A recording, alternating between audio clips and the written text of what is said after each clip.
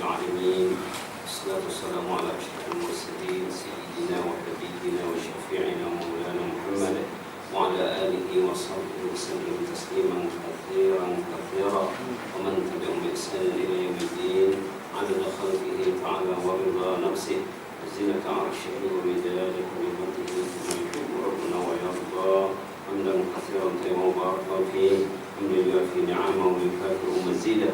يا ربنا لك الحمد كما ينبغي لجلال وجهك وعظيم سلطانك. اللهم اشرح صدورنا بالقرآن ونور قلوبنا بالقرآن العظيم وارزقنا تلاوته آناء الليل وأطراف النهار على الوجه الذي يرضيك عنا يا كريم. اللهم ارزقنا تلاوة القرآن الكريم آناء الليل وأطراف النهار على الوجه الذي يرضيك عنا يا كريم.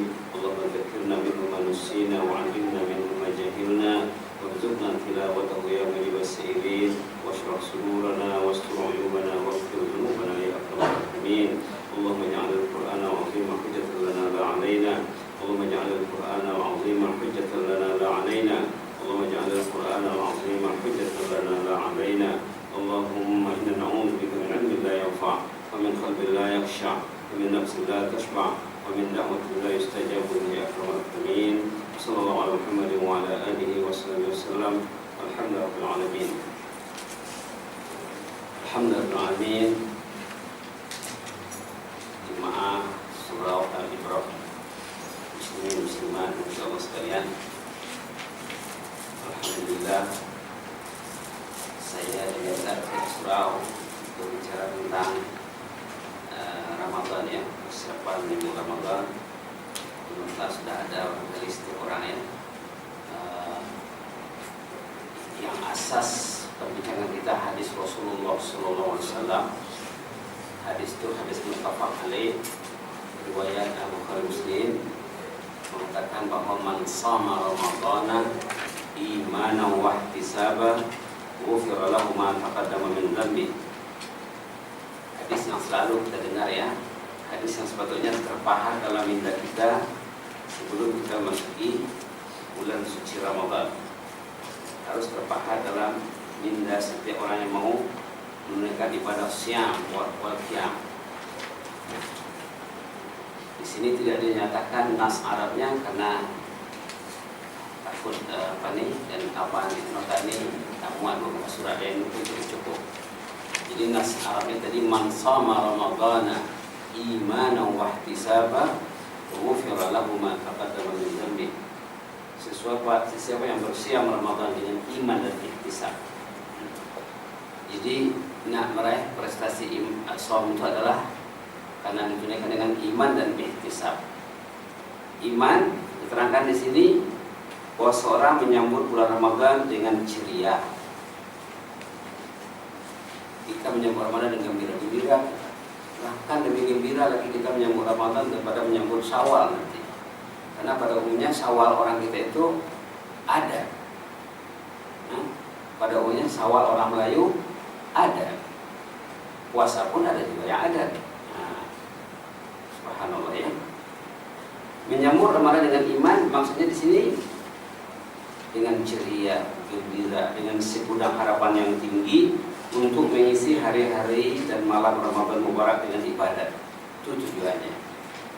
Tidak ada rancang kita nak salat tarawih macam mana, nak di mana, nak khatam kata nak khatam, qiyamul lailnya macam mana. Kemudian khatam secara bersendirian, kita nak berapa khatam dan dirancang dari awal dah. Saya ada di sini message sahabatnya. Subhanallah. Boleh saya bacakan sekejap. Message ini kirinya di handphone saya. Di atas handphone. Kemudian saya pilihlah.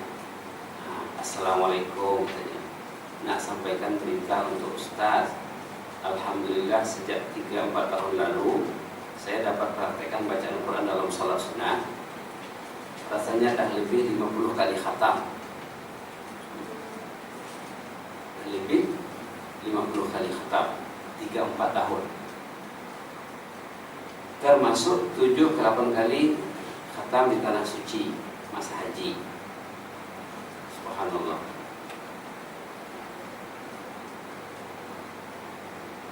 dan 9 ke 10 kali khatam dalam bulan Ramadan.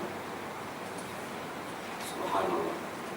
Jadi kalau 10 kali nak dihitung, nak mudah dikira ya. Kalau 10 kali khatam bulan Ramadan, maknanya 3 hari 1 khatam. Kalau 3 hari 1 khatam, maknanya 1 hari 10 juz. Subhanallah. Jadi kalau 3 hari 10 juz, ya, 10 juz kata dia. 1 hari 10 juz, maaf. 1 hari 10 juz. Subhanallah. Jadi maknanya setiap kali sholat fardu 2 juz. Sebelum subuh 2 juz, lepas subuh 2 juz. Zuhur juga begitu, asar maghrib juga begitu. Inilah amalan generasi awal Islam. Seorang sahabat pernah bertanya kepada Rasulullah SAW, namanya Abdullah bin Amr bin Al-As, dalam hadis riwayat Imam Tirmizi, "Fi kam aqra al-Qur'an ya Rasulullah?" Seorang sahabat bertanya kepada Nabi Muhammad, sebaiknya saya khatam Quran sekali berapa hari?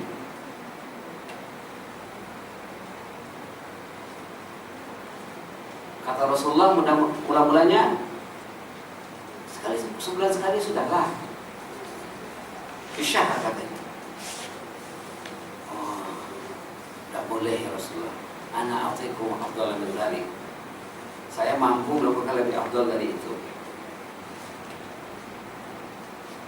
Lalu kata Rasulullah, 20 hari. Tidak mau juga. Ana a'tikum afdal min dzalik. Saya mampu berbuat lebih dari itu. Katanya lagi, fi 15. 2 minggu sekali khatam. Tidak mau juga sahabat itu. Inni a'tiku afdala min dzalik. Saya mampu membuat lebih dari itu. Akhirnya baginda mengatakan, fi 10. 10 hari atau 10 malam. Tidak mau juga. Akhirnya fi 5 hari. 5 hari 1 khatam. Tidak mau juga. Didesak lagi. Tetapi Rasulullah tidak melayan lebih dari 5 hari. Tapi sahabat-sahabat lain ada yang lebih hebat dari itu ya. Tentang sahabat Abdullah bin Amr bin Al-As, pilihannya yang diberikan oleh Rasulullah sebulan, 20 hari, 15 hari, 10 hari, 5 hari. Ada 5 pilihan. Inilah pilihan si mukmin sebenarnya, untuk berinteraksi dengan kalam Allah. Inilah yang nanti kita persiapkan sebelum Ramadan. Ini jugalah target kita di bulan Ramadan. Sama ada kita nak 1 khatam dalam bulan Ramadan, atau 20 hari 1 khatam, ataupun 15 hari, 10 hari, atau 5 hari. Ini pilihan dalam hadis riwayat Imam Tirmizi. Inilah yang kita, hati yang beginilah hati Qurani, hati yang cinta Quran lah yang akan masuk Ramadan. Itu maksud di sini dengan segudang harapannya, segudang harapan yang tinggi untuk mengisi hari-hari dan malam Ramadan dengan ibadat. Subhanallah. Kalau kita buat, kalau kita niatkan, kalau kita berazam, tidak ada yang mudah, tidak ada yang susah ya, maaf. Tidak ada yang susah bagi Allah Subhanahu wa ta'ala. Kalau kita dengar guru-guru kita menyampaikan, Imam Syafi'i rahimahullah, bulan Ramadan macam mana khatam Qur'annya? 1 khatam siang, 1 khatam malam, 2 khatam sehari semalam. Imam Syafi'i kerjanya bukan itu saja, banyak lagi kerja lain. Imam Malik waktu ditanya keluarganya, apa kerja Imam Malik bulan Ramadan? Katanya kerjanya Quran. Subhanallah. Itulah ya. Kemudian saya teruskan dulu kawan saya ini. Dia cakap 9 ke 10 kali khatam dalam bulan Ramadan. Subhanallah. Ini orang pada berbagi ya. Saya bukan hafiz, dia cakap, tapi sekadar baca dengan memegang Quran atau meletakkannya di atas leher ataupun di atas meja. Mungkin dia sholat, mungkin contohnya kiblat ke sana, Dia semayang macam ini. Waktu dia mau mau rukuk, dia mungkin mundur ke belakang. Begitulah seterusnya.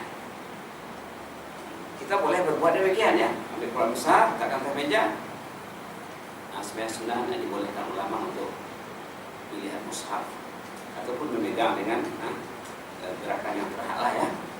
Dengan sama ada mushaf kecil macam ini atau mushaf yang sejus.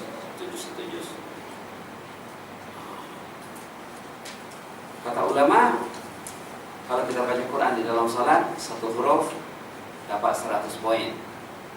Kalau di luar salat, satu huruf 10 poin. Itu bandingannya ya. Kemudian saya jawab message itu. Tapi dia belum habis lagi tadi ya. Semoga usaha kita mendapatkan jalan Allah katanya. Itu saya jawab. Saya coba menanya dia, saya tak ingat nama Anda. Dia ada nomor handphone saya ada sama dia. Dia angkat SMS. Saya tak tahu orangnya. Jadi saya coba tanya, boleh Anda tahu tak? Semoga Allah mencintai Anda. Allah yubarik fiik. Saya tambahkan. Semoga Allah memberkati Anda. Doa lah ya. Itu dijawabnya. Rupanya yang menulis mesej ini anaknya, bukan dia sendiri.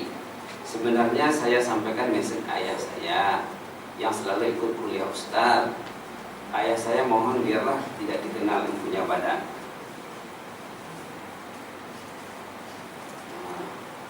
Itu saya jawab, alhamdulillah. Saya cakap sama ayah, doakan Ahmad Asri Lubis.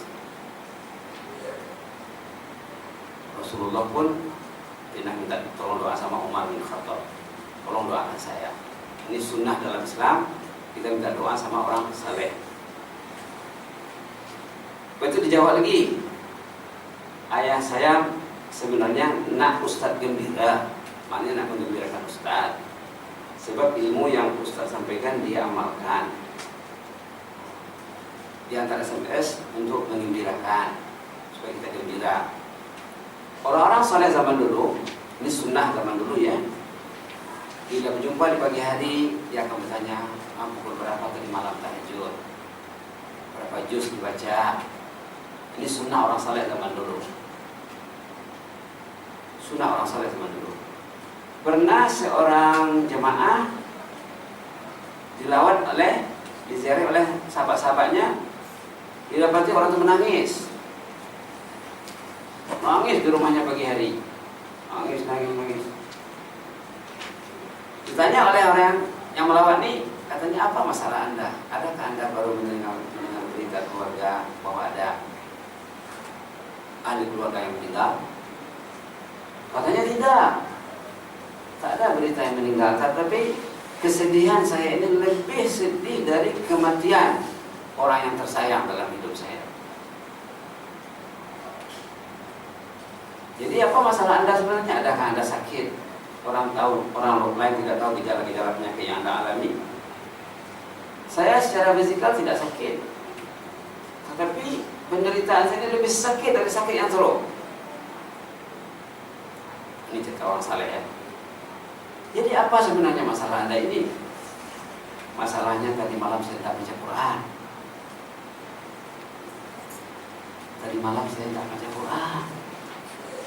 Berarti Allah marah sama saya.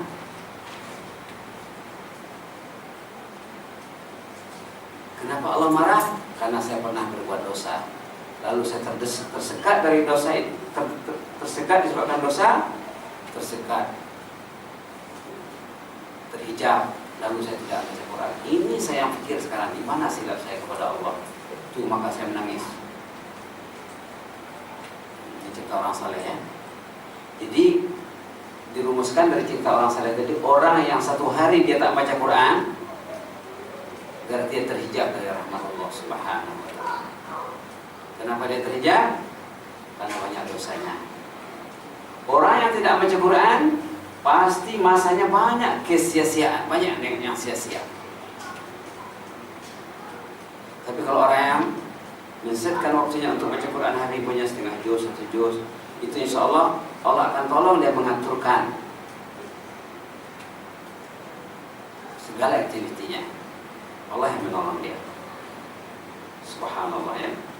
Nah, jadi Ramadan yang hebat itu karena dirancang tilawah Qur'annya dari sekarang. Mungkin suami duduk dengan istri, istri duduk dengan suami, mungkin dengan anak. Mungkin kita duduk 10 menit, 15 menit, setengah jam di rumah. Masa yang terbaik selain daripada lewat tengah malam, masa yang terbaik sesudah subuh, masa yang terbaik sebelum berbuka puasa. Mungkin kita duduk di rumah kita setengah jam sebelum berbuka, semua aktivitas di dapur sudah siap, tidak ada lagi kerja di dapur. Sekarang fokus kepada kitabullah. Ayo setengah jam sebelum berbuka baca Quran. Kita selalunya pentadbiran waktu itu kurang kemas. Dekat sampai dekat azan masih lagi sibuk di dapur. Coba kita aturkan sebagai seorang suami, sebagai seorang ayah, aturkan mulai Ramadan ini setengah jam sebelum berbuka jangan ada lagi aktivitas di dapur. Jadi di awal disiapkan awal-awal kita baca Quran. Niat di antara waktu yang mustajab ya. Di antara waktu yang mustajab untuk baca Quran, untuk beristighfar, untuk berzikir, untuk bermunajat dan berdoa kepada Allah adalah saat-saat sebelum kita mendengar azan maghrib sebelum berbuka. Nah, kalau boleh situlah kita luahkan perasaan kita kepada Allah. Jadi maksud iman dah jelas tadi ya. Berpuasa dengan semangat, keceriaan dan kegembiraan, dengan segudang harapan yang tinggi untuk mengisi hari-hari dan malam Ramadan mubarak dengan ibadat, serta menunaikan kefadluan saum dengan redha dan keyakinan yang murni. Yakinlah kita akan kefadluan salat. Karena menurut ulama paling kurang ada 4 kategori manusia menyambut Ramadan ini. Ada yang Ramadan tidak masuk akal katanya, kehidupan sudah maju, itu apalagi puasa. Ada yang berpuasa, tapi bila orang tak lihat dia mungkin dia tak puasa.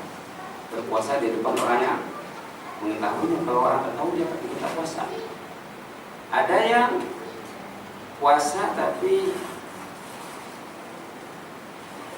kurang mantap perancangannya. Majoriti terbesar orang yang berpuasa masyarakat kita lah ya, tentang Quran memang banyak yang tidak berpikir, tentang qiyamul lail juga, tentang istighfar, tentang tahlil la ilaha illallah, la ilaha illallah, la ilaha illallah. Coba kita amalkan ya, la ilaha illallah bertahlil 1000 siang 1000 malam. Contohnya ya 1000 la ilaha illallah, la ilaha illallah, la ilaha illallah. Kalau kita amalkan 1000 siang 1000 malam 2000 satu hari. Kalau kita puasa 30 hari maknanya 60.000. Coba nanti lepas Ramadan pasti ada perubahan pada hidupnya. Pasti ada perubahan. Karena perintah berzikir dalam Quran, ya alladzina amanu dzkurullaha dzikran katsira. Berzikirlah sebanyak-banyaknya kepada Allah. Kita la ilaha illallah sedikit, kadang tak ada pun. Lalu satu hari tak ada tahlil. Tasbih juga begitu. Istighfarnya miskin, selawat nabinya miskin, la ilaha baca Quran. Mungkin seminggu sekali itu pun baca Yasin itu susah dia nak khatam Yasin. Jangankan tahfidz lagi ya. Inilah masalahnya. Inilah masalahnya orang kita. Kalau kita lihat cerita kawan tadi ini, subhanallah ya. Bulan Ramadan mau 9 ke 10 kali khatam katanya. Caranya macam itulah. Di samping dia baca Quran seperti biasa, dia mungkin baca Quran dalam sholat, Quran letakkan depan, mungkin size-nya besar ya. Seperti pernah saya saksikan waktu saya pergi umrah di Masjidil Haram. Ada seorang jemaah tuh, dia mungkin hafal Quran ya. Dia baca Quran, sembahyang tahajud, mungkin 10 menit dia baca, kemudian dia duduk baca lagi 10 menit atau 15 menit atau 20 menit, kemudian dia bangkit lagi. Mau 3 kali dia duduk, penat dia berdiri, dia duduk, penat duduk dia berdiri. Tengok ya, kurang serius beribadat. Serius beribadat. Serius. Dan nanti 2 kali 3 kali berdiri dulu baru dia rukuk. Barulah dia. Allah. Itu amalan orang-orang saleh. Saya lihat dong dekat Ka'bah. Saya pergi bulan Ramadan ke sana, saya perhatikan. Pernah saya sampai raya di sana hari itu ya. Masa saya masih kerja di Brunei tahun 2000. Tahun 2000 saya Ramadan di sana sampai raya. Saya perhatikan amalan orang-orang saleh di dekat Ka'bah. Subhanallah. Inilah orang mencari surga. Pernah Umar melihat orang sembahyang, masuk masjid dia sembahyang. Kemudian lepas sembahyang dia berdoa, Ya Allah zawijnil hurul ain. Ya Allah, ya Rabbi zawijnil hurul ain. Ya Allah, saya ingin kawin dengan bidadari. Dipanggil sama Umar. Kamu pinangan samu yang kamu pinang sangat tinggi, tapi mas kawinnya sedikit. Mana dapat? Sembahyang kamu itu tidak cukup untuk meminang bidadari, katanya. Kata Umar, mana cukup itu? Sembahyang batu ayam apa namanya? Batu ayam. Dia masuk masjid sembahyang batu ayam. Allahumma zawwijni hurul ain. Mahar dengan salat itu tidak cukup, kata Umar. Perbaiki kualitas salatnya. Nah, mencari surga Allah itu perbaiki Ramadannya, perbaiki tilawahnya, perbaiki tahajudnya, perbaiki zikir-zikirnya, perbaiki qiyamul lailnya. Itulah dia ya. Ya.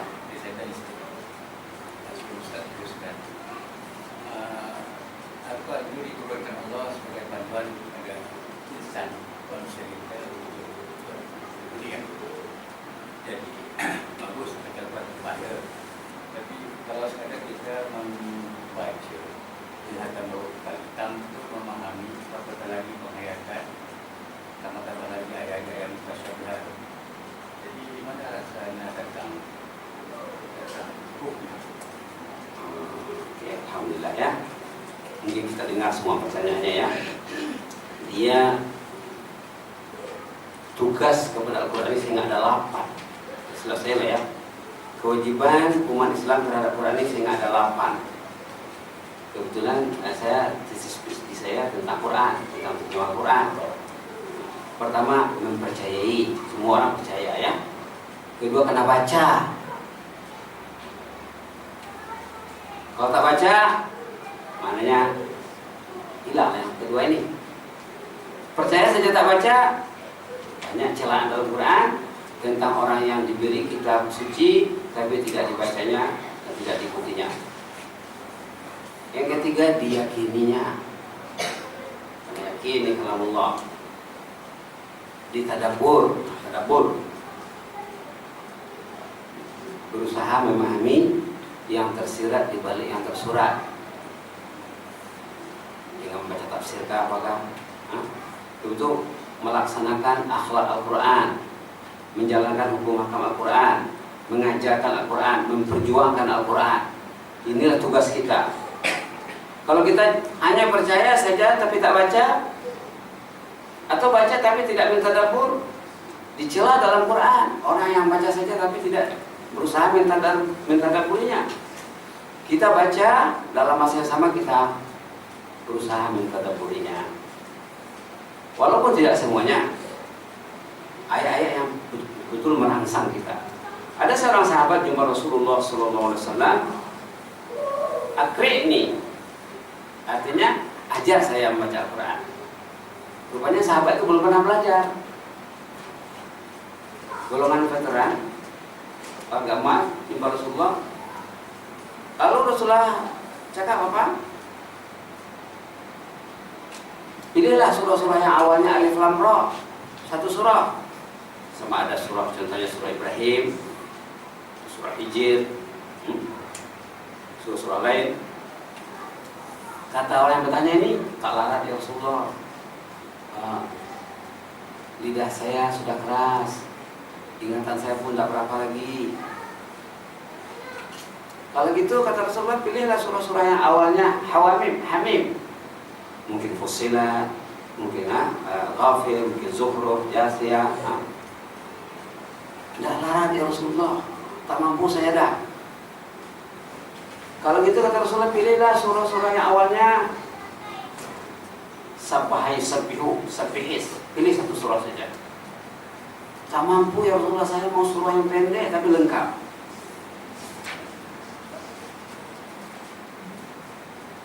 Baiklah kata Rasulullah, Zalzalah saja. Zalzalah. Oke katanya, Zalzalah itu oke kata orang ini. Lalu dibaca Rasulullah, diperhatikan oleh orang ini, masuk dalam pikirannya. 8 ayat pendek, semua kita mungkin hafal ya. Dalam hadis mengatakan siapa yang baca Zalzalah 2 kali sama dengan khatam Quran. Ada satu riwayat mengatakan 4 kali. Lalu dihayatinya yang 4 ayat ini, sambil pergi dia berjanji dengan Rasulullah, ya Rasulullah saya tidak akan baca yang lain, ini saja yang mau saya baca. Kata Rasulullah, yang maksudnya sudah cukup kalau kau amalkan. Kalau kita amalkan surah Zalzalah saja selamat hidup.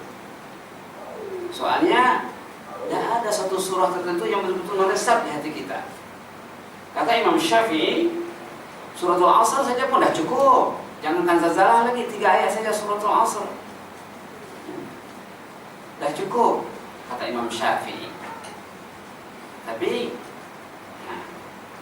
subhanallah ya, orang kita untuk memikirkan Suratul Asr tak ada waktunya. Untuk memikirkan benda bulat dikejar 11 orang di sini dikejar.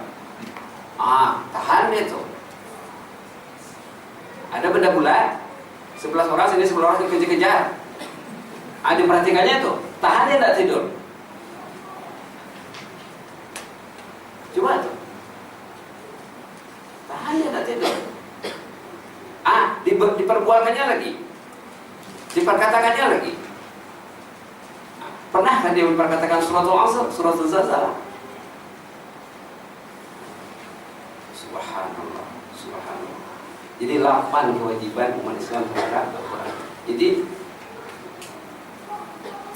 tidak salah ya kalau kita baca dengan tujuan menghatamkan Al-Quran sebanyak mungkin.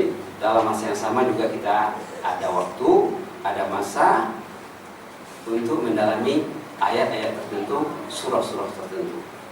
Seperti tadi ya, saya belum perkenalkan sahabat kita ini Abdul Rahim ya. Abdul Rahim Mahidin. Dia asal Kamboja. Dia belajar di Libya. Dia anak angkat surah Ihsan. Surah Ihsan sudah banyak anak angkat kirim ke Mesir, ke Jordan, ke Libya. Ini termasuk anak angkat surah Ihsan yang belajar di Libya. Di Ma'tafid, di Zlaitin. Zlaitin itu kota 1 juta hafiz. Zlaitin, bandar 1 juta hafiz. Setiap rumah mesti ada orang menghafal Quran, 1, 2, 3 kan. Sana Zlaitin. Saya sudah pernah melawat ke sana. Saya duduk di sana 24 jam 1 hari 1 malam, tidak nampak perempuan di luar. Satu kota besar, tidak ada perempuan di luar. Dan sebelum saya ke sana, memang orang sana cakap, Anda cobalah pergi ke Zlaitin nanti, tak ada perempuan di luar. Si suami takut kalau istrinya nanti dilihat oleh orang bukan mahram. Si ayah takut kalau anaknya dilihat oleh orang bukan mahram. Jadi semua iltizam dengan agama. Subhanallah. Bandar yang unik di Libya, Zlaitin namanya, disitulah anak kita ini belajar. Abdul Rahim Mahidin dari Kamboja. Tahun lepas dia jadi imam di surah An-Nur Tarawih. Tahun ini akan jadi imam di surah Al-Ihsan dengan adiknya Sadikin. Dua-dua hafal Quran. Dua-dua dari Libya. Dua-dua dari Kamboja. Tadi dia baca riwayat Qaulun An-Nafi', qiraah yang 7 itu ya. Jadi subhanallah, saya sudah pernah ke sana. Alhamdulillah, pergi ke Ma'tafil di sana. Saya cakap sama budak-budak di sana, kamu ini dalam surga. Saya tengok suasananya, pergaulannya, apanya semua. Memang bukan macam di dunia rasanya di sana itu. Ada orang Libya baru datang baru melawat Malaysia, pergi di Kuala Lumpur. Saya pikir Malaysia bukan begini, kata. Subhanallah, katanya. Geleng kepala dia. Dulu perspektif saya tentang Malaysia ini bukan begini, rupanya begini, katanya. Lain-lain yang dia lihat. Kalau kita pergi ke kota Libya, bandar Libya, seperti yang saya katakan tadi, subhanallah suasananya ya, memang terasalah keislaman itu di sana. Jadi benda-benda yang macam ini, bandar-bandar yang penting patut kita lawat ya. Untuk apa kita pergi contohnya ke Turki, ke bandar-bandar lain. Cobalah lawat seperti bandar ini, dengan yang kita akan mendapat barakah yang lebih banyak lagi. Baik ya. Balik kepada nota kita tadi tentang puasa dengan iman, itu dengan keyakinan dan bawa segudang harapan. Dan sudah ada perancangannya. Jangan kita hanya puasa adat saja. Kata ulama, ada puasa adat ya, ada puasa ibadat. Kemudian ihtisab. Dalam hadis itu ada imanan wahtisab. Iman sudah jadi bahasa Melayu. Ihtisab mungkin kalau orang yang biasa dengan hadis ini dia pahamlah, tapi pengertiannya mungkin belum menyeluruh lagi. Ihtisab itu bermakna berazam melakukan saum yang terbaik dan berpoliti dengan tekun melakukan ibadat fardu sunat karena kita buat ya, dan meraih nilai ketaatan dari kegiatan harian yang mubah. Memperbanyak ibadah sunat di samping ibadah fardu. Kalau boleh sholat berjamaah jangan tinggal selama Ramadan. Kalau boleh seboleh-bolehnya. Karena dalam hadis yang selalu disebut oleh ustaz-ustaz kita merupakan ucapan dasar Rasulullah SAW di akhir Sya'ban. Benar Rasulullah menyampaikan pidato ucapan dasar di akhir Sya'ban, termasuk yang disampaikan Baginda, katanya, wa man adda fihi faridah kana kaman adda 70 faridah fi ma siwa. Siapa yang melaksanakan sholat fardu, ibadah fardu dalam bulan Ramadan digandakan jadi 70 kali ganda. Subhanallah. Di bulan Ramadan ya. Jadi kalau contohnya di hari biasa kita dapat nilai, kalau kita sholat berjamaah, hadis yang selalu kita dengar 25 derajat, 27 derajat gitu ya. Maknanya sama dengan kalau kita datang sembahyang maghrib di surau ini berjamaah, sama dengan sembahyang 25 kali di rumah itu. Ya banyak. Dalam bulan Ramadan kali 70 lagi. Jadi kalau 25 kali 70 dah 1750. Satu kali sholat. Subhanallah. Ini banyak tawaran dalam Ramadan. Jadi kalau kali 5 ya, 5 kali sholat satu hari 8.750.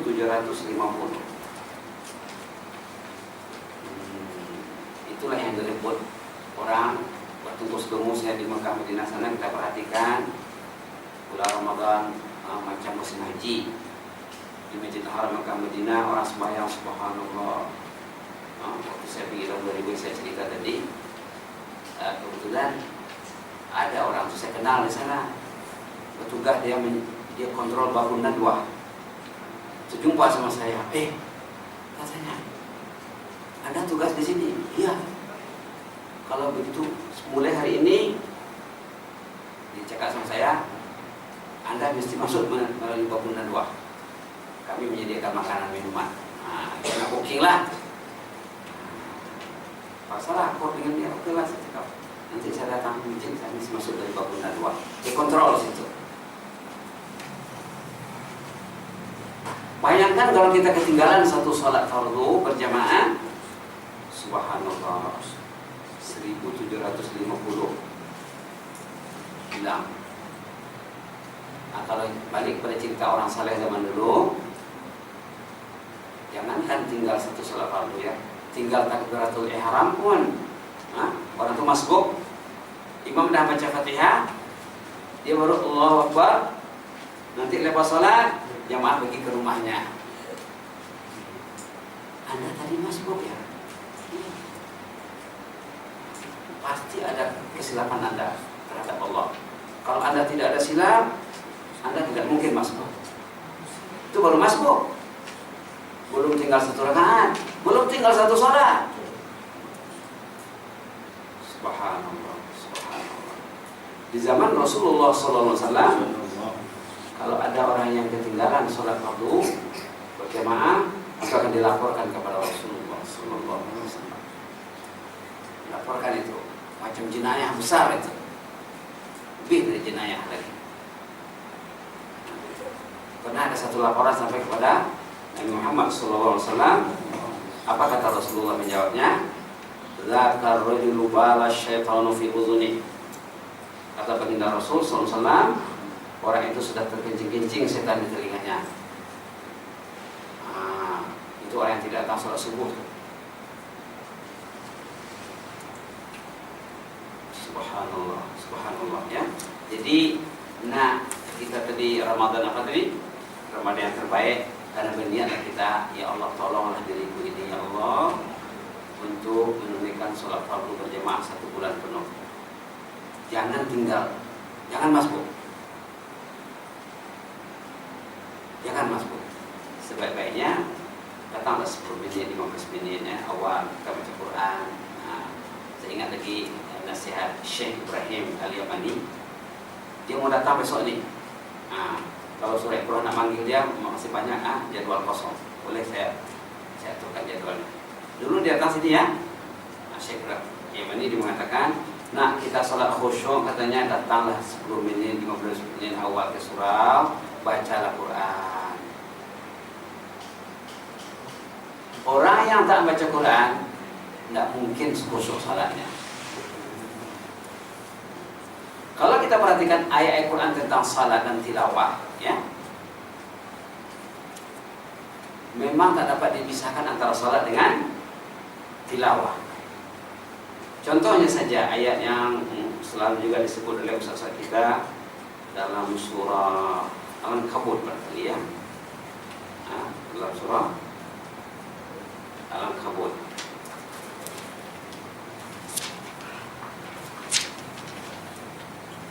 Ayat 45.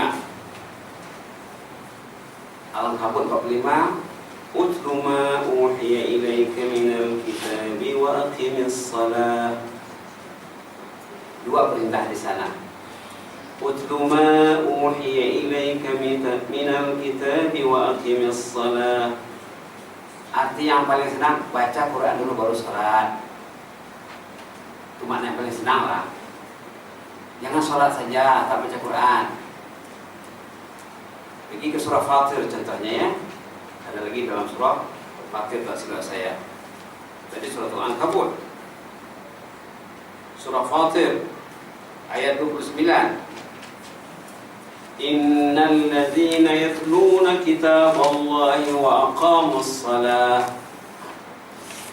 Innal ladzina yatluna kitaballahi wa aqamus salata wa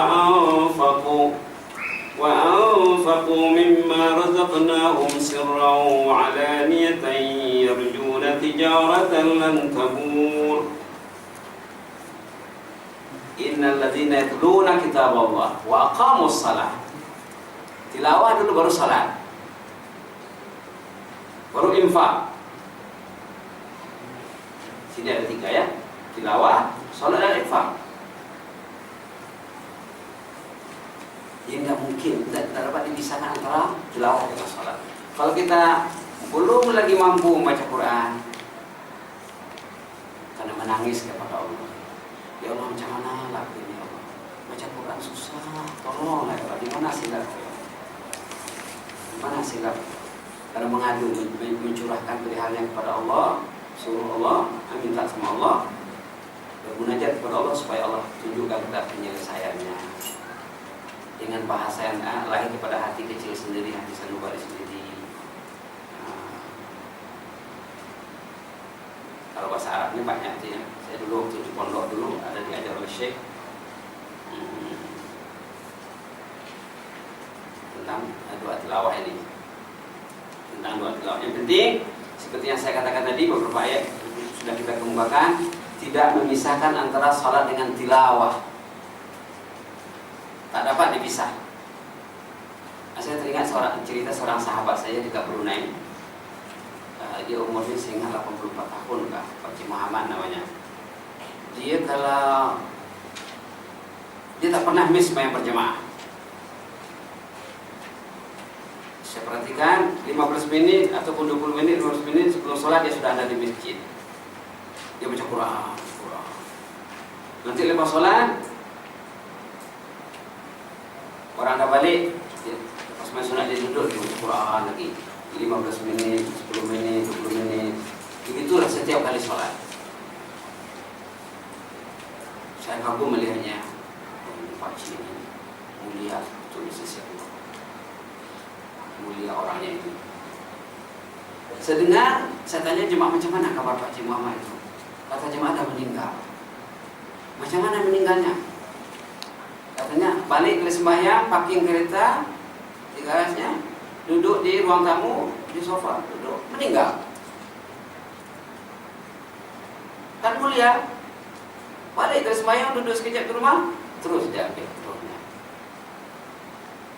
Subhanallah. Itu cerita di Brunei. Ada juga cerita kisah nyata di Batu Sangkar, Padang. Ini seorang ibu, umur 84 tahun. Ini ada saya tulis tentang ibu ini, saya tulis satu artikel dalam 8 surat.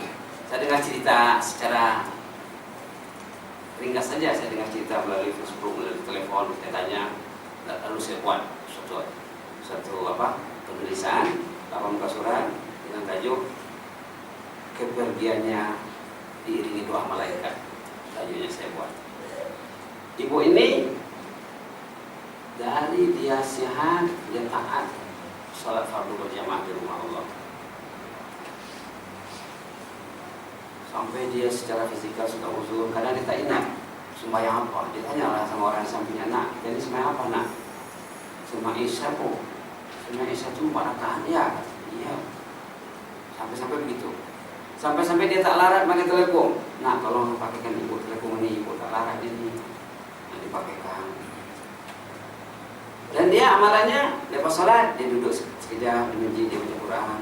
Tunggu kaum lelaki keluar semua, tak ada orang di pintu di jalan, dia pun keluar pelan-pelan. Masa dia meninggal sesudah sholat fardu maghrib, bersandar di tiang. Sebab saja imam habis berdoa, belum lagi sempat sunat, dia sudah kembali ke rahmatullah dalam masjid. Orang melihat dia tak bergerak, rupanya sudah tak ada. Inilah antara fadilah sholat berjamaah dengan tilawah. Tapi jangan sholat tidak tilawah. Nah, ke dalam ayat yang kita sholat tadi, karena ada tilawahnya. Oke, kita lihat ayat ketiga ya. Ayat ketiga, ayatnya mungkin kita semua hafal ya. Surah Al-A'la, Sabbisma rabbikal a'la, mengaitkan antara salat dengan zikir. Qad aflaha man tazakka wa dzakara asma rabbih fasalla. Tengok, 3 komponen, tak dapat dipisahkan. Qad aflaha man tazakka, tazkiyah, wa dzakara asma rabbih, berzikir, fasalla, salat. Ada sini 3 komponen. Kalau di surah Fatir tadi ada infak. Ada infak. Kalau surah Ankabut tadi tilawah dengan salat. Dalam surah Al-A'la, qad aflaha man tazakka. Karena tazkiyah dulu. Kita membersihkan hati kita, jiwa kita, nafsu kita dari benda-benda yang mengotorinya. Wa dzakara. Dah tazkiyah, zikirlah banyak-banyak. La ilaha illallah, la ilaha illallah, la ilaha. Zikir yang paling senang, la ilaha illallah. Orang yang uzur pun boleh berzikir. Kalau baca Quran, orang yang uzur baca Quran ya. Ini pun la ilaha illallah, la ilaha. Tapi macam cakap tadi lah, yang tadi nak manuzkurullah zikran katsira, kita kan berzikir sebanyak-banyaknya. Sepertinya saya katakan tadi, kalau boleh coba kita targetkan kita berzikir sepanjang Ramadan 1000 siang 1000 malam, 1000 siang 1000 malam sepanjang Ramadan. Kalau kita berpuasa 30 hari berarti kita sudah 60.000 la ilaha illallah. Nanti Allah akan bantu kita memahami la ilaha illallah. Allah akan bantu kita memasukkan nur la ilaha ke dalam hati. Kata ulama, la ilaha itu ada nurnya. Cuma kadang-kadang kalau kita hanya zikir sedikit, nurnya tidak masuk ke dalam hati. Jadi di sini qad aflaha, sungguh beruntung siapa? Man tazakka, orang yang melakukan tazkiyah. Wa dzakara, dia berzikir. Wa dzakara isma rabbih fa shalla, dia baru salat. Salat di belakang. Tiba-tiba sholat saja, tazkiyah tidak, zikir tidak. Padahal perintahnya ada 3. Mana sholatnya berfungsi? Sholatnya tidak berfungsi, puasanya juga tidak berfungsi. Alhamdulillah, subhanallah ya. Jadi kita akan banyak munajat kepada Allah Subhanahu Wa Taala, mengadukan perihal kita.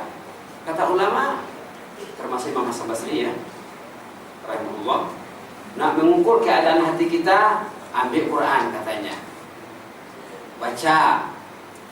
Nak tahu istri kita, suami kita macam mana, ayo duduk bersama Al-Quran. Berapa lama dia tahan baca Quran. Nak tahu keadaan anak kita, suruh baca Quran. Kalau berkerut keningnya, ngilu-ngilu sendi-sendinya, baca Quran. Tapi kalau depan laptop tahan dia berjam-jam, tanda anak kita sudah diserang penyakit. Penyakit apa namanya? Maradun nifaq. Maradun nifaq. Nifaq. Orang munafik ini macam mana ciri-cirinya? Ada disebut dalam surah Nisa ya. Wala yadhkurunallaha illa qalila. Orang munafik, auzubillah ya. Allahumma inna na'udzubika min nifaqil munafiqin. Ada sebut dalam surah An-Nisa ayat berapa? Ayat 142. Wala yadhkurunallaha illa qalila.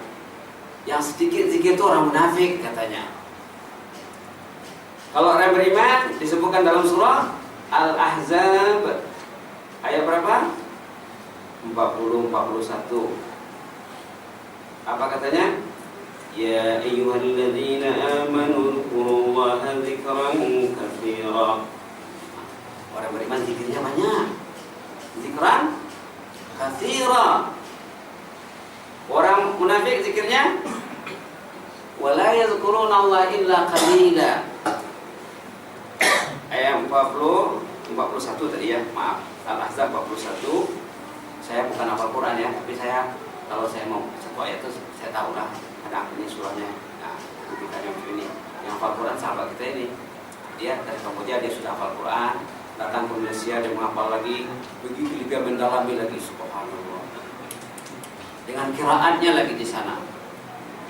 Tengok ya, tengok kesungguhan anak kita, salah seorang anak kita ya. Dah hafal Quran dari Kamboja, datang ke Malaysia, duduk di Ulu Langat sana tak berapa lama. Kemudian 2 Ramadan yang lalu dia jadi imam di Ihsan. 2 Ramadan yang lalu dia jadi imam di Ihsan. Saya cerita, intanya kemana sebenarnya? Cakap sana ke Yaman. Kami urus kalah ke Yaman. Last minute kata orang Yaman, kota sudah penuh di Yaman. Ada sahabat saya datang dari Libya waktu itu, Muhammad Bituri. Dia tanya sama saya, apa masalah namanya? Ini anak ini katanya mau ke Yaman tapi tidak jadi pergi Yaman. Kasih sama saya bawa ke Libya. Senangnya berurusan dengan orang mukmin ya. Macam mana caranya Syekh? Caranya Anda bawa dia ke Kota Libya besok. Tanya orang sana apa prosedur yang dilakukan. Saya pun bawa anak ini ke Libya. Cerita sedikit ya. Tak apalah ya. Kata orang kedutaan, mesti ada calling visa dari sana. Waduh, calling visa, saya pikir. Itu ada saya ada kenal seorang pegawai di situ, dia sekretari duta, namanya Isom. Saya tanya Isom dari sini lagi tak? Wah ada katanya. Kalau Anda kenal Isom itu semuanya urusannya mulus, senang.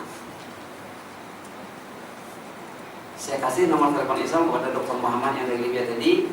Dia pun cakap, Isom, saya datang dari Libya mencari anak-anak yang berpotensi ke Malaysia ini. Ini saya sudah dapat 2 orang. Ini anak saya dan anak kamu. Tolong kasih dia visa, belanjanya saya yang tanggung. Pergi ke kedutaan, kasih visa terus. Rupanya tidak ada calling visa dari Libya, ada calling visa dari Luh Mahfud. Ada calling visa dari Luh Mahfud.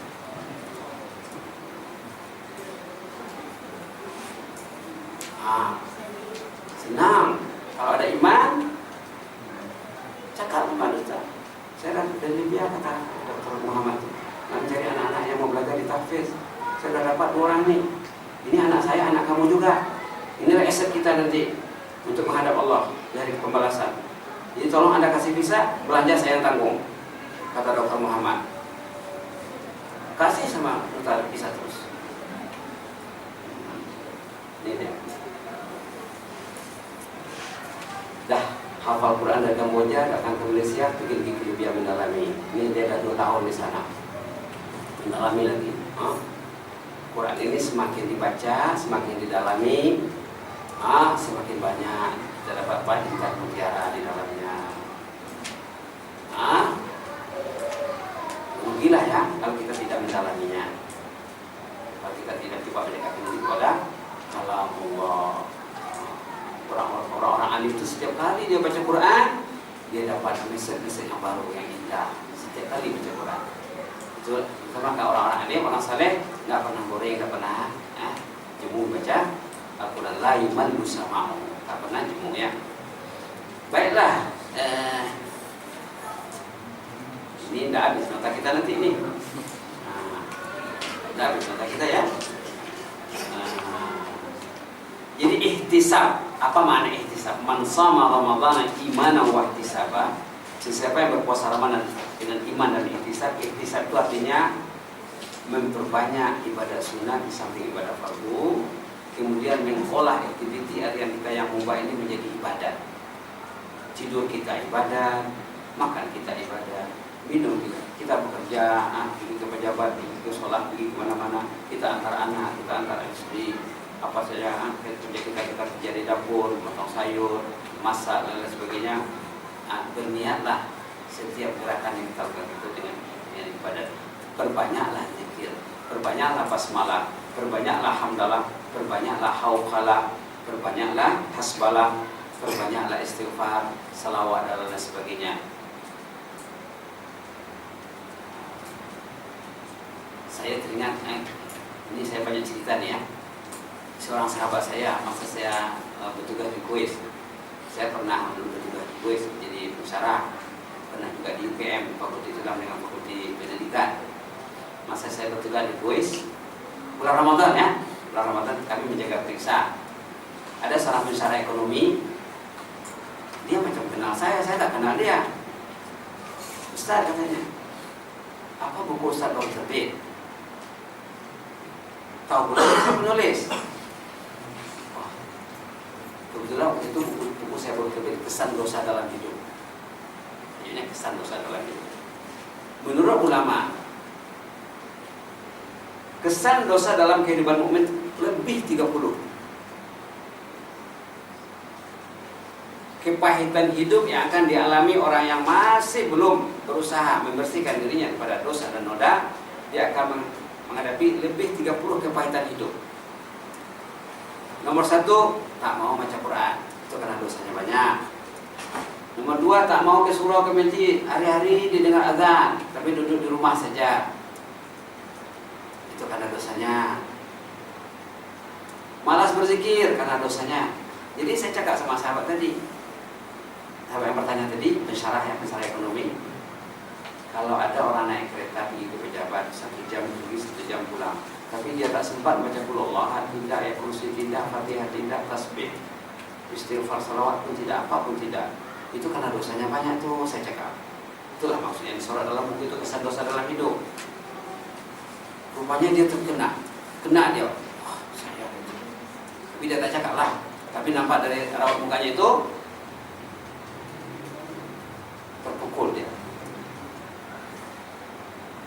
Jadi macam mana lagi Ustaz? Oke. Nanti balik dari kerja, dia tinggal di Gombak. Dia naik motor. Oke, Bandar Sri Putra naik motor. Nanti masa balik, coba baca qul huwallahu dulu. Dia pun baca qul huwallahu ahad, samad, dari Bandar Sri Putra pagi lama terus ke Gombak. Besok pagi saya tanya, macam mana kemarin? Subhanallah, subhanallah, memang hebat suratul Ikhlas ini Ustaz katanya. Saya sampai ke rumah, hari-hari sebelumnya kalau saya sampai ke rumah saya haus, saya lapar, saya stres, saya penat, saya ngantuk dan lain sebagainya katanya.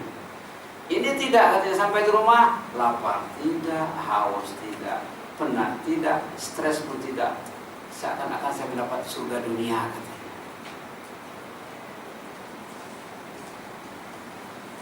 Subhanallah, ini pengalaman saya di kuis ya. Pengalaman saya di kuis. Pulau Bawah saja. Berapa pulau dari apa? Dari Bandar Sri Putra ke Gombak. Mungkin ribuan pulau barangkali. Ribuan pulau. Ini modal itu yang paling besar.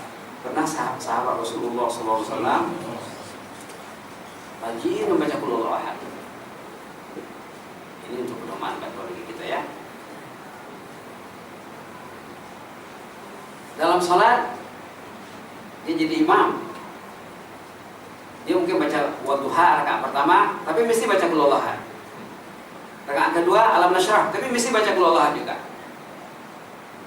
Ini amalan dia. Nabi Muhammad pun tak buat. Lalu jamaah resah. Apa ini mazhabnya? Sehingga Rasulullah turun ke sana menyelesaikan. Panggillah imam ini, imam, kenapa tidak ikut suara majoriti saja? Baca satu surah sudahlah. Apa dia cakap? Inni uhibbuha. Orang yang mengajar atau ya, apa artinya? Tak boleh tinggal Rasulullah. Saya sangat mencintainya, menyukainya. Tinggal Allah tak boleh tak sah sembahyang saya. Apa jawab Rasulullah? Hubbuka iyyaha yudkhilukal jannah. Karena Anda hebat kecintaan Anda terhadap Allah, inilah Anda nanti akan masuk surga.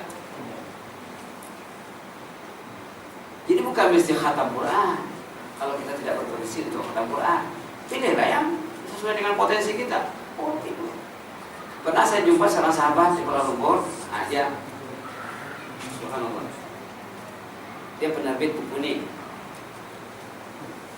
Penerbit buku ini, Pustaka Syuhada. Saya pergi jumpa dia di pejabatnya. Dia punya pembantu, cakap jangan ganggu dulu, abang itu sedang baca Quran. Dia mesti baca 3.000 satu hari. Dia pakai tasbih apa? Saya tak bawa. Ya. Ini tadi ada orang kasih ini, ada majelis, orang kasih di majelis. Dia pakai ini satu kali baca pecit satu. Mesti 3.000 satu hari katanya. Itu ahlul jannah. Tak boleh tinggal, tak boleh kurang dari 3.000. Subhanallah, subhanallah. Penerbit buku ini ya. Nanti saya cerita tentang bukunya, saya cerita nanti. Yang jelasnya, kita niatkanlah Ramadan ini kita nak khatam Quran sebanyak mungkin. Kalau kita berpotensi, alhamdulillah. Kalau kita belum berpotensi untuk mengkhatam Quran sebanyaknya, beristighfarlah sebanyaknya, bertasbihlah sebanyaknya, berselawatlah sebanyaknya, bacalah suratul Ikhlas sebanyaknya. Kalau kita niatkan contohnya, kita nak baca suratul Ikhlas 100 siang, 100 malam, 200 satu hari. Dalam hadis yang semua kita tahu, Baginda pernah berpesan, Rasulullah SAW, siapa yang baca 3 kali suratul Ikhlas sama dengan 1 khatam Al-Quran ganjarannya. Baca 10 kali, dalam hadis sahih juga, apa imbalannya? Siap satu rumah di surga.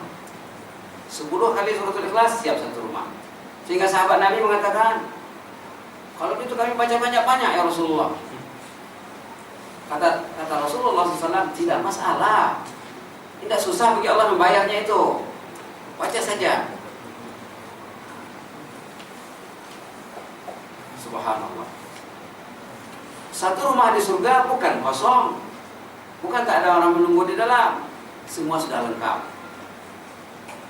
Kalau lelaki yang punya rumah itu sudah ada di sana pasangannya. Kalau perempuan yang punya rumah itu sudah ada di sana ya pasangannya, bukan kosong. Subhanallah, subhanallah. Begitulah ya.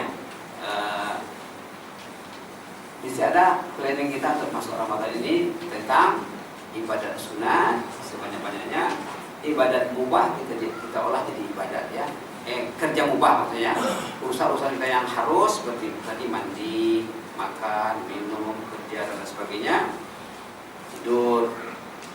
Bayangkan kalau kita tidur, biasanya tidur berapa jam? Berapa jam tidur satu? Kalau orang ini 6 jamnya, saya 4 jam pun udah lama, banyak rasanya. Kadang 3 jam, 3 jam setengah. Kalau penat sangat baru 4 jam. Kalau tak penat 3 jam, 3 jam setengah itulah. Ini tapi waktu umur 30-40 dulu tidak pakai ini ya. Tapi dulu pun tidurnya 4 jam saja.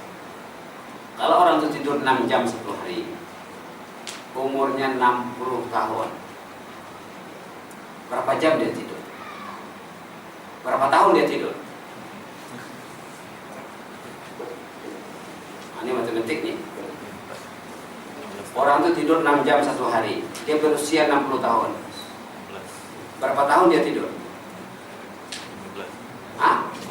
15 tahun, betul. Bagi 4 saja ya. 6 jam itu 1/4 dari 24. Jadi bagilah 60 bagi 4. 15 tahun tidur. Kalau dia tidur 8 jam 1 hari, berapa tahun dia tidur? 20 tahun tidur. Kalau tidur tidak ada berbasmalah, tidak ada berniat, tidak ada wudu, tidak ada tidur dia tidak gunakan, berarti tidurnya itu tidak ada poin. Tapi kalau dia tidur dengan niat besok dia mau sembahyang subuh, dengan besok niat besok mau sembahyang tahajud, dengan ikut etika tidur dalam Islam, ada tidurnya jadi ibadah. Nah, inilah yang mau kita biasakan dalam bulan Ramadan ini, agar kita tergolong pada orang yang puasa yang muhtasib, puasa imanan wahtisaban. Tidur pastikan kita membaca doa-doa tidur, beristighfar sebanyak-banyaknya. Sepatutnya kita tidur dengan istighfar astagfirullahaladzim sampai kita tertidur. Sebaik-baiknya lagi berwudu.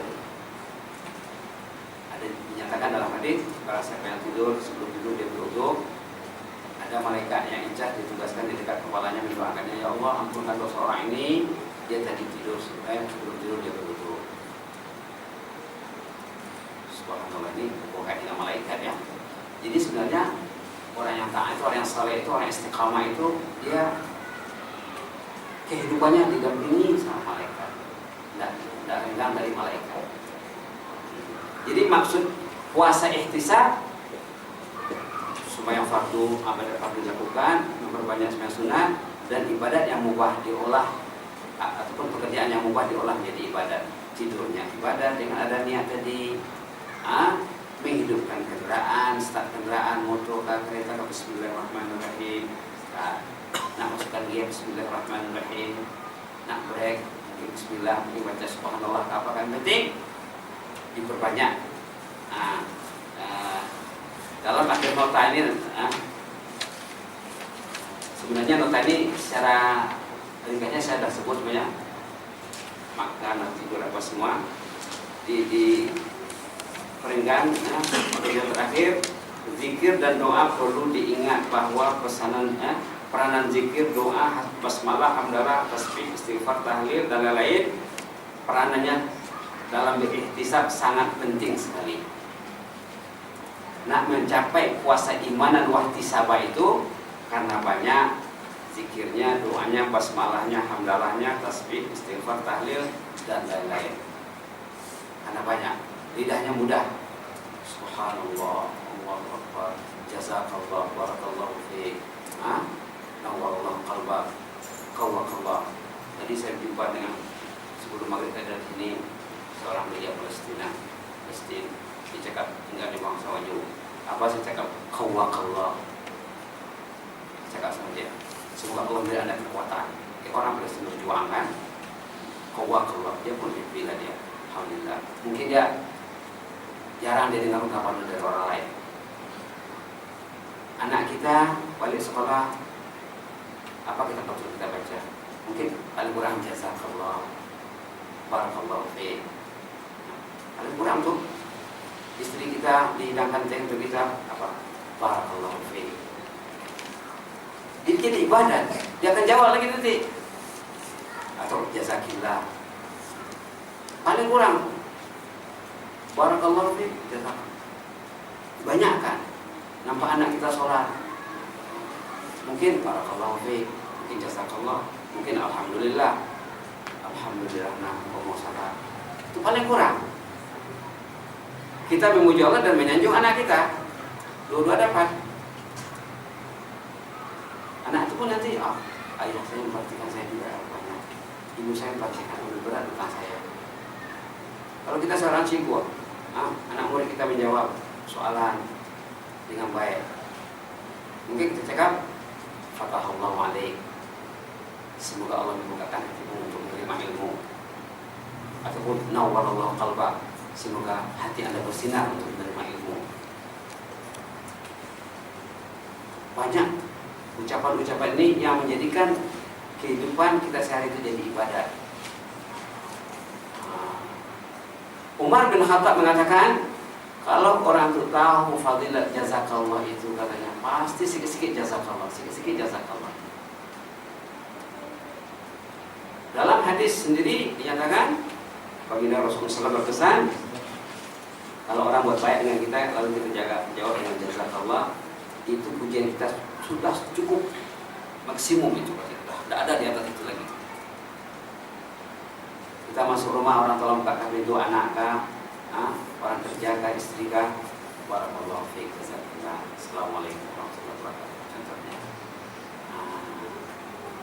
Biasakan ucapan-ucapan seperti ini, perbanyak supaya nanti ibadah kita tuh jadi semua itu kita jadi ibadat. Jadi ibadat. Saya pernah dengar ceramah di surat Nur. Ceramah apa saya namanya, tapi kalau saya tampak tengok muka itu saya ingat lah. Orang Melayu katanya bertahun-tahun mendengar ceramah, tapi nak sebut jazakallah pun tak pandai. Kata dia lah ya, di sini mungkin tidak lah ya, surah Al-Quran tidak lah. Berapa penceramah yang dia dengar, tapi nak sebut jazakallah pun tak pandai katanya. Saya kalau di Ihsan, saya memang hampir kami di sana tiap pagi tazkirah ya, di surah Ihsan tiap pagi tazkirah, hari kerja pun tazkirah. Saya bagian saya Selasa, Rabu, Kamis itu saya tuh tazkirah di sana. Jadi 10 menit, 15 menit, 10 menit itu saja. Jadi sahabat-sahabat dan jazakallah, jazakallah sudah ya biasa sana dah. Kepada imam jazakallah, kepada ustaz mungkin jazakallah, kepada muadzin mungkin jazakallah, atau sesama-sesama kita. Ini sunnah Rasulullah sallallahu alaihi wasallam. Dia sama dengan assalamualaikum sebenarnya. Assalamualaikum, waalaikumsalam. Itu oke. Tapi jazakallah tidak membudaya, belum membudaya lagi. Nah, coba kita budayakan. Selama Ramadan ini kita kepada istri, kepada anak, kepada suami, kepada siapa saja, jazakallah, barakallahu fiik. Pernah saya di Mekah, ini cerita barakallahu fiik. Cerita di Mekah. Saya nak masuk Masjidil Haram. Nanti dari masjid saya nak keluar pergi Syarif Sittin. Orang yang biasa di Mekah tahu lah dia. Syariq Sittin. Syariq Sittin, jalan besar antara Mekah dengan Jeddah. Menurutnya Syariq Sittin. Saya nak pikir Syariq Sittin. Jadi saya tanya seorang jemaah orang Mekah. Afwan ya akhuya, ana ba'da salat uridu an akhruj min al-haram muttajihan ila Syariq Sittin. Min ayyi bab aqrab al-abwab ila Syariq Sittin? Ma huwa aqrab al-abwab ila Syariq Sittin? Saya nanti lepas salat saya mau pergi ke Syariq Sittin. Jadi dari pintu mana sebabnya saya keluar? Dan menunjukkan sekeliling pintu kan? Mana pintu yang terdekat pada Syariq Sittin? Dia cakap, Babul Malik. Bab Malik. Semua orang tahu lah ya. Pintu besar, termasuk pintu yang Babul Fatah, Babul Malik ya. Keluar dari Babul Malik lah. Sambil dia pergi, saya cakap, barakallahu fiik.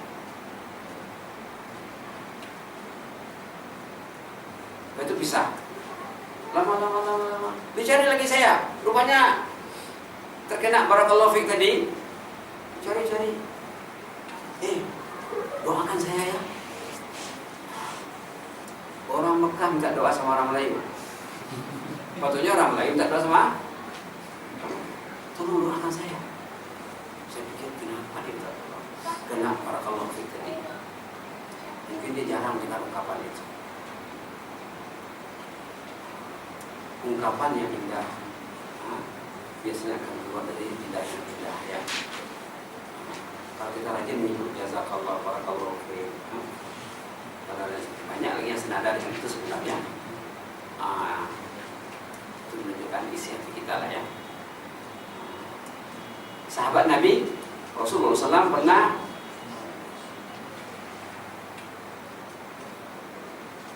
berada dengan Rasulullah SAW. Lalu ada sahabatnya melintas.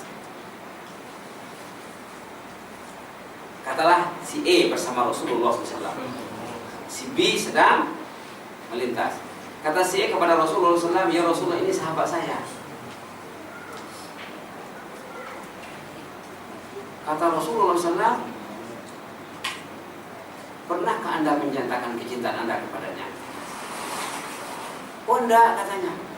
Coba kejar dulu, nyatakan ya anda mencintainya. Dia pun kejar. Inni uhibbuka fillah. Saya mencintai anda karena Allah. Dijawabnya, ahabbakallahu alladzi ahbabtani fi. Ini salah satu ucapan yang patut juga memudaya di kalangan suami istri, ayah dengan anak, ayah dengan anak dengan ibunya, murid dengan cikunya, kawan dengan sahabatnya.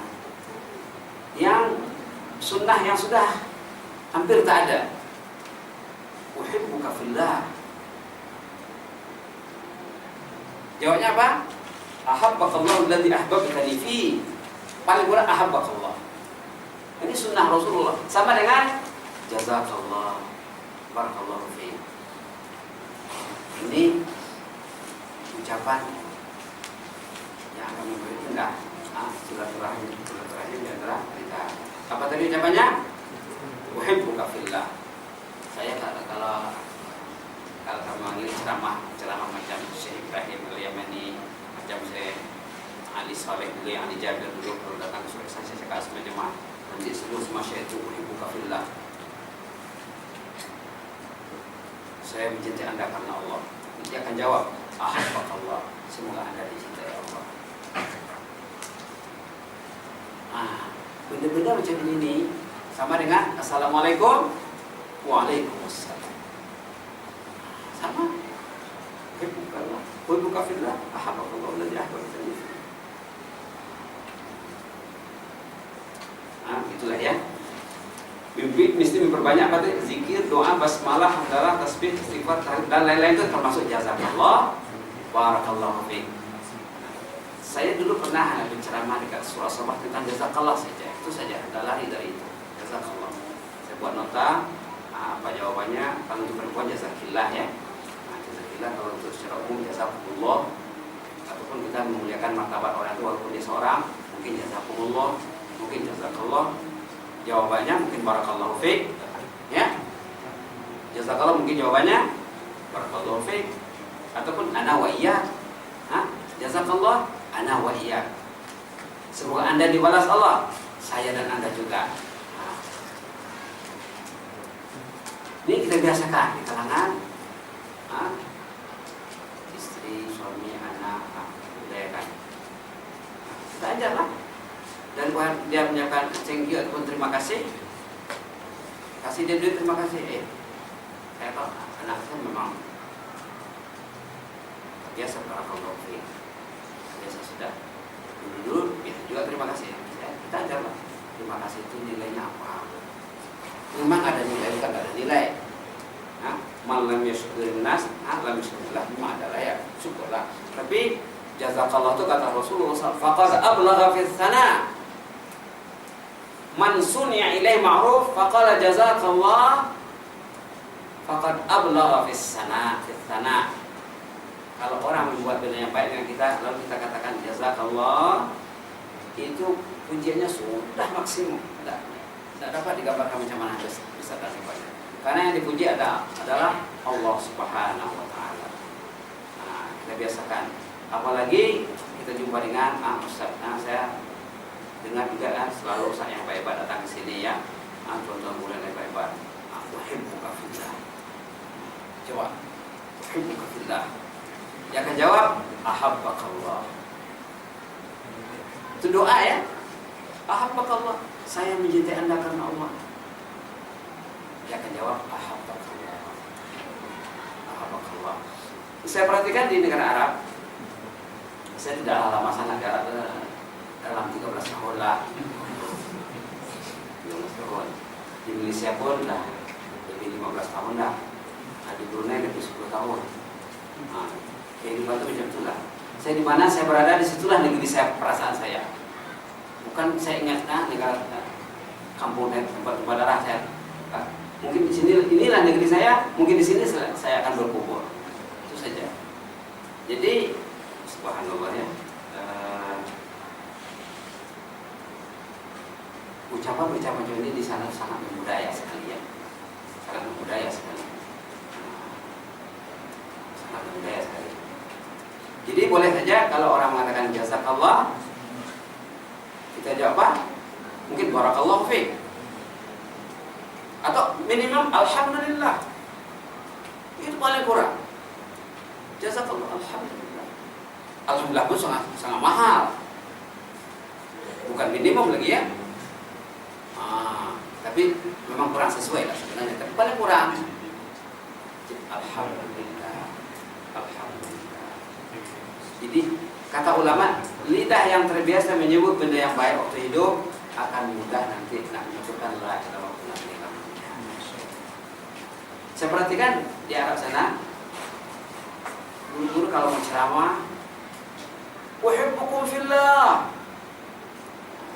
Kaifa halukum ya jemaah? Uhibbukum fillah. Secara menyeluruh. Di sini belum mudahnya. Mungkin perlu kita biasakan. Uhibbukum fillah.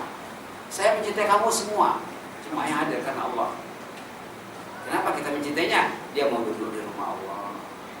Dia mau sholat berjamaah. Dia mau sholat sunnah. Dia mau mendengar apa? Tazkirah, mendengar ceramah. Susah orang yang datang ke surau ini. Kalau bukan karena dipilih oleh Allah Subhanahu wa Ta'ala. Susah orang yang nak sholat berjamaah kalau bukan karena dipilih Allah. Susah orang nak mendengar ceramah kalau bukan dipilih oleh Allah. Ini pilihan Allah. Jadi uhibbukum fillah.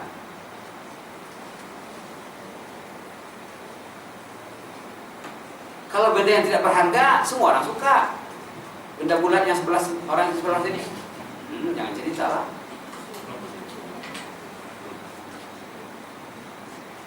Pasti ditanya Allah nanti apa, kenapa anda lihat itu. Ada kawan saya cerita sedih lah dengan ceritanya. Ustaz, anak saya katanya pemain Nicaragua dia tahu, Argentina dia tahu, Italia dia tahu, Jerman semua tahu nama-nama pemain ini. Risau saya Ustaz. Tahu dia semuanya. Anak masih usia belasan tahun. Tapi karena fokusnya terhadap benda ini,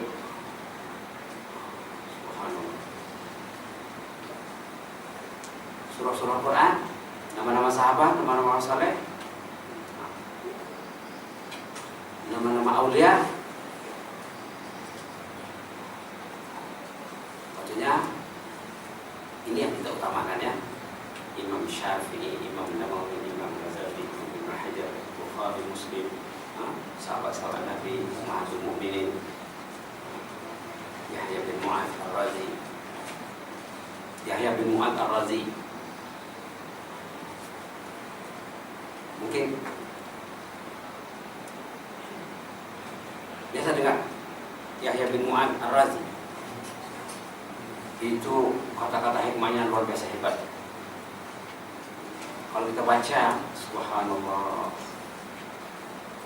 dia ahli hikmah, ahli hikmah. Dia waliullah, ulama besar, Yahya bin Mu'adz Ar-Razi. Pernah dilihat seorang ayah menggendong anaknya, lalu diciumnya anaknya. Panggil sama Yahya bin Mu'adz, kenapa kau cium budak ini? Ini kan anakku. Logiklah saya cium. Nah, menyatakan kesayangan saya kepada anak. Anda baru ayah, seorang ayah. Anda status Anda seorang ayah. Macam mana dengan Khaliq yang menjadikan anak Anda dan menjadikan Anda?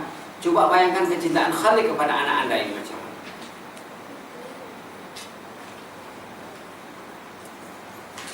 Allah sebenarnya mencintai semua manusia ya. Cuma kecintaannya itu ada adalah, ada peringkat-peringkat lah. Tapi orang yang paling dicintai Allah, orang yang mencintai kitabullah, orang yang mencintai rumah Allah, orang yang mencintai orang saleh. Orang yang mencintai Allahumma, dalam hadis itu apa? Allahumma inni as'aluka hubbaka wa hubba man yuhibbuk wa hubba amalin yuqarribu ila hubbik. Ada 3 benda yang patut kita cintai. Allahumma inni as'aluka hubbak, kecintaan kepada Allah, wa hubba man yuhibbuk, mencintai orang yang mencintai Allah, yang mengajar kita untuk mencintai Allah, wa hubba amalin yuqarribu ila hubbik, dan mencintai amal perbuatan yang mendekatkan kita kepada kecintaan terhadap Allah. Mudah-mudahan lah ya apa yang dihasratkan oleh pihak surau dari diri saya dapat saya sampaikan, walaupun tidak memenuhi semuanya. Sebagai penutup saya nak cerita sedikit. Ini muka surat 3, kisah benar terjadi di Pakistan. Bulan Ramadan. Seorang ibu sedang memasak di dapur. Lalu dia minta tolong kepada anaknya perempuan agar anak ini membantunya. Anak itu datang sekejap menolong, kemudian dia lari masuk ke bilik. Akhirnya keluar masuk. Terakhir sekali dia masuk bilik, dikunci pintu bilik. Dia duduk depan kotak, itulah sonduk syaitan. Sonduk kotak elektronik itulah yang gambar-gambar tuh. Duduk situ. Kalau orang-orang Arab yang usah-usah di sana, dia tak mau cakap telfaz. Sonduk syaitan. Nak sebut telfaz tu rasa berdosa.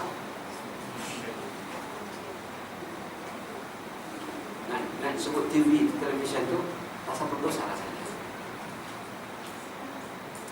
Lalu si anak tadi pendek ceritanya meninggal dunia. Ini cerita dalam buku dia. Meninggal dunia tertiarap, tertelungkup. Tiarap kan telungkup. Sama lah ya. Yang jelas perutnya ke lantai dan badannya lekat di lantai rumah itu, lantai bilik itu. Lekat, diangkat 10 orang, 20 orang, tak larat angkatnya. Ada jemaah yang bijak datang, jemaah bijak dia. Ditanya, kenapa tadi? Dia kata, pasal menyaksikan sonduk syaitan. Mungkin jemaah dia tak paham sonduk syaitan ya. Sonduknya ini kotak, syaitan itu setan lah. Pasal kotak syaitan punya pasal, kata ibunya. Oh kalau gitu nak angkat budak ini, coba angkat dengan sonduk syaitannya sekali. Diangkat, terangkat. Nak pergi sholat, nak pergi mandi, karena ikut dengan sunduk syaitannya. Sholat juga ikut. Ke kubur juga tak boleh dibawa nih. Keranda itu tak boleh diangkat kecuali ikut dengan sunduk syaitan. Masuk ke kubur, keluar lagi. Timbun, keluar lagi. Kata jemaah tadi, masukkan dengan sunduk itu. Kotak itu dimasukkan, barulah tidak keluar jenazahnya. Ini ceritanya di sini. Kisah teladan yang berlaku di Pakistan. Tajuk bukunya Television dan Moderatnya. Television dan Moderatnya. Jadi sebenarnya yang mencabut cinta Allah, yang mencabut cinta masjid, yang mencabut cinta surau, yang mencabut cinta Quran dari hati kita, istri dan anak-anak adalah sungguh syaitan. Kecuali yang jelas benda itu mendekatkan diri kita kepada Allah, lain cerita raya. Tapi pada umumnya mungkin tak 85% kah? Itu yang banyaknya.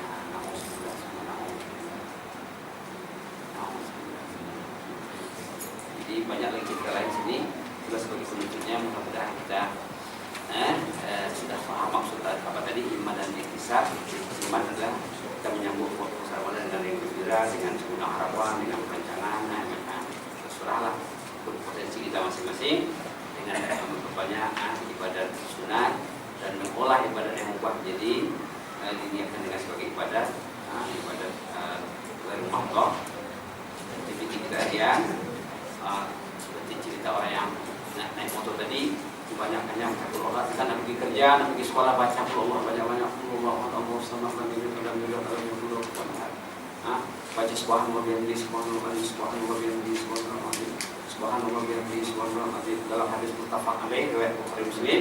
Siapa yang baca subhanallah bihamdihi, subhanallah bihamdihi 100 kali, Allah akan mengampunkan dosanya walaupun sebanyak laut. Sebanyak-banyak pun dosanya Allah akan memberikan ampunan. Baca subhanallah bihamdihi, subhanallahil azim, subhanallah bihamdihi, subhanallahil azim, subhanallah bihamdihi, subhanallahil azim. Inilah seharusnya harus kita banyakkan dalam bulan Ramadan ini. Di samping tilawah, kita memperbanyak zikir namanya warid dalam hadis sahih, hadis muttafaq alaih, hadis riwayat Bukhari Muslim. Begitulah rasanya yang dapat saya sampaikan. Mudah-mudahan sebenarnya yang memberikan paham itu adalah Allah Subhanahu Wa Taala, dan kita dibantu oleh malaikat. Setiap orang ini ada malaikatnya yang membantu orang untuk memahami message yang disampaikan, dan saya juga dengan bantuan malaikat. Kalau bukan karena bantuan malaikat, kita tak boleh buat apa-apa. Setiap orang beriman dia didampingi oleh malaikat untuk memberi dan menerima, dan mengamalkan. Kecuali orang itu dekat dengan musuh, itu lain cerita lah ya. Kalau orang itu dekat dengan musuh, itu jauh dari Allah. Jauh dari Allah. Manusia dua saja, sama ada akrab dengan malaikat atau akrab dengan musuh. Itu saja.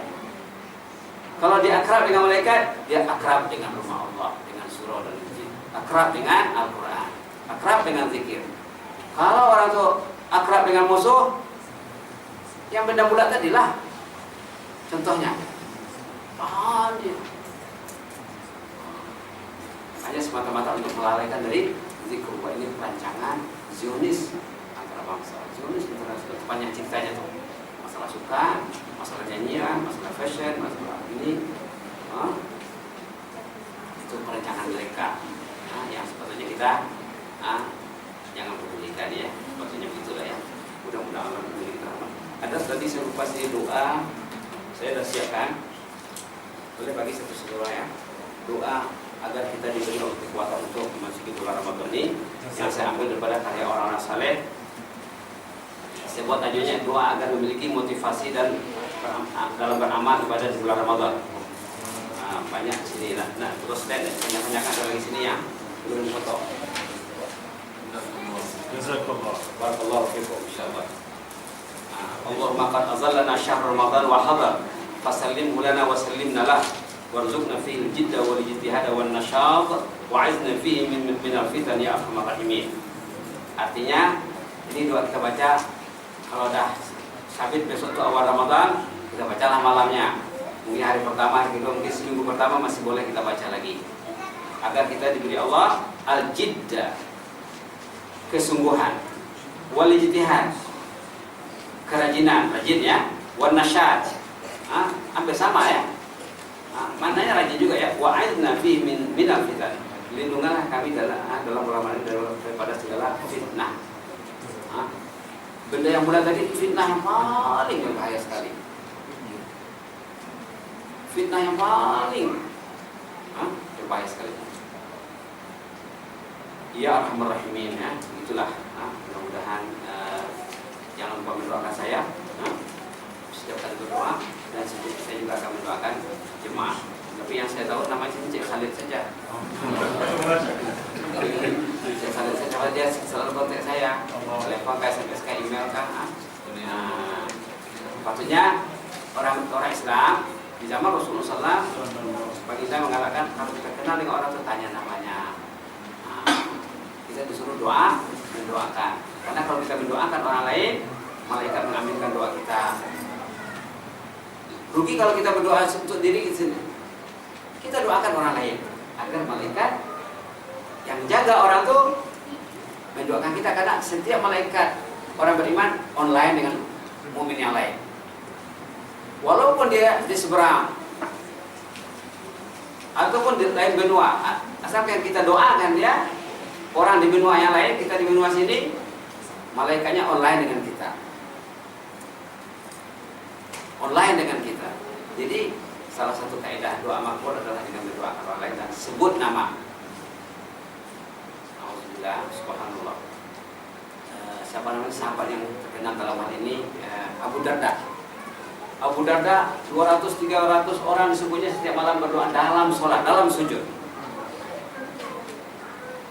Dalam sujud. Ummu Darda istrinya tanya, kenapa disebutkan semuanya ini? Setiap saya menyebut nama orang ini, malaikatnya mengaminkan doa saya.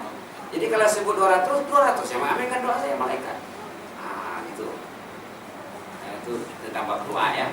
Mudah-mudahan Allah Ta'ala memberi kita rahmat dan doa yang makbul saudara Ramadan. Amin. Amin. Sebagai di majelis biasanya ada sunnah kita di sini yang baca tasbih kafarah dan surat al-asr. Subhanallah wa bihamdihi asyhadu an la ilaha illa anta astaghfiruka wa atubu ilaik. Subhanallah wa bihamdihi asyhadu an la ilaha illa anta astaghfiruka wa atubu ilaik. Subhanallah wa bihamdihi asyhadu an la ilaha illa anta astaghfiruka wa atubu ilaik. A'udzu billahi minasyaitonir rajim. Bismillahirrahmanirrahim. Wal 'asr. Innal insana lafi khusr. Illa alladziina aamanu wa 'amilus shalihati wa tawassaw bil haqqi wa tawassaw bis sabr. Shadaqallahul 'azim. Assalamualaikum warahmatullahi wabarakatuh.